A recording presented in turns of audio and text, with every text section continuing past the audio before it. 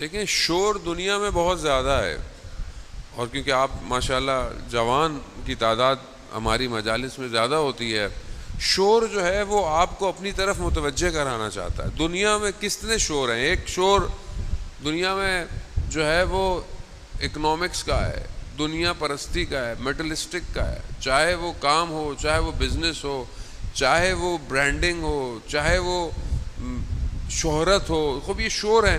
یہ شور ہمیں اپنی طرف متوجہ کراتے ہیں۔ خوب انسان بھی اسی شور کی طرف بھاگتا ہے۔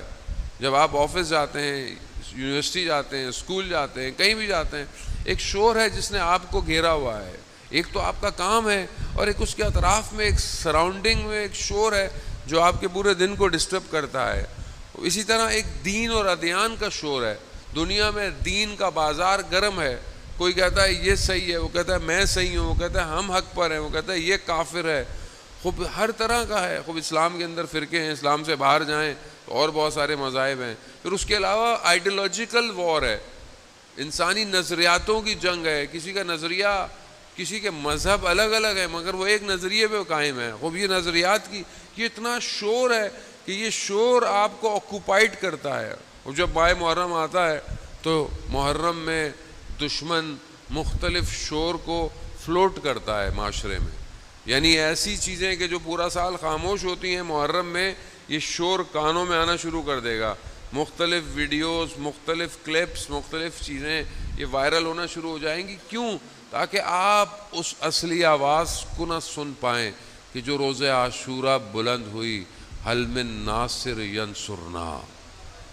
اس ایک آواز کو خاموش تو نہیں کر سکتے، اس آواز کو کوئی خاموش نہیں کر پایا، اور نہ کوئی کر سکتا ہے، کیونکہ وہ آواز کسی عام آدمی کی نہیں، وہ حسین ابن علی کی آواز ہے، اور وہ آواز امام وقت کی آواز ہے۔ آج بھی امام وقت، ہمارے وقت کا امام بھی یہی کہہ رہا ہے، کوئی میری مدد کرنے والا۔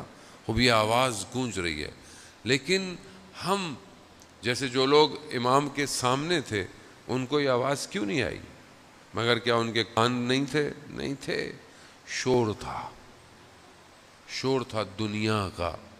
عمر ابن سعد کتنی دفعہ امام نے اس سے گفتگو کی ہے، کتنی دفعہ امام نے اسے آفر کی، امام نے اسے کہا کہ تمہیں گھر چاہیے، تمہیں دولت چاہیے، ہم دیں گے تمہیں، مگر اسے آواز نہیں آ رہی تھی۔ کیا آواز آ رہی تھی، مگر دنیا کا شور زیادہ تھا۔ شہر رے کی گندم کی محبت اس کے وجود میں زیادہ تھی۔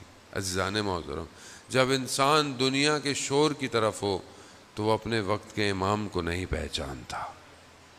خوب یہی ہمیں ان چند دنوں میں اپنے آپ کو کرنا ہے۔ کیا ہماری زندگی میں بھی کوئی شور ہے؟ اب ایک شور معاشرتی ہے، معاشرے کا ہے، ایک شور ہمارے اندر سے ہے، ہمارے اپنے اندر کی خواہشات، ہمارے نفس، ہماری وہ چیزیں کہ جو ہمیں ہمارے وجود سے دور کرتی ہیں، وہ ایک شور ہمارے اندر بھی برپا ہے۔ خوب ہم اپنے اس شور کو کیا خاموش کریں گے کہ نہیں کریں گے؟ کربلا سیکریفائس ہے، کربلا ایثار ہے، کربلا قربانی ہے۔ کیا میں کچھ قربان کرنے کو تیار ہوں کہ نہیں ہوں؟ اگر میں کچھ قربان کرنے کو تیار نہیں ہوں تو میرے اندر بہت شور ہے، اور یہ شور مجھے اپنے وجود کو امام کو دینے نہیں دے گا۔ عزیزان